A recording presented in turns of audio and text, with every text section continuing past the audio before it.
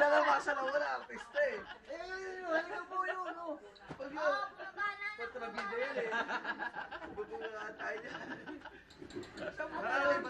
Diyan kayo, diyan kayo. Hindi, doon sila. Nakalinisin niyo muna. Tagalin niyo mga kami dyan. Patay. Tagal mo.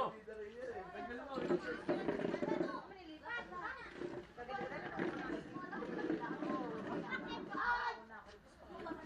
Uwi na ako eh.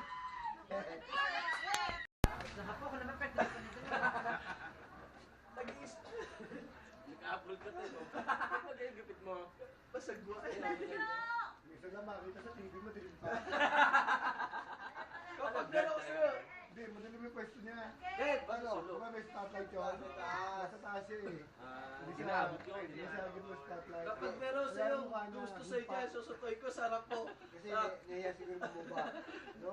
Dapat Eh, doon sa pag nasa studio ka, pakapala ng mukha mo. Hindi, tsaka sa studio ko. Pero usapan Ayun dun eh. pala, ano pala yun? Ah, tol. Oo. Yung number pala yun. Meron na. Oo, bawal lang. Ah, mataas yung number niya. Tapos number niya. Malas pa rin.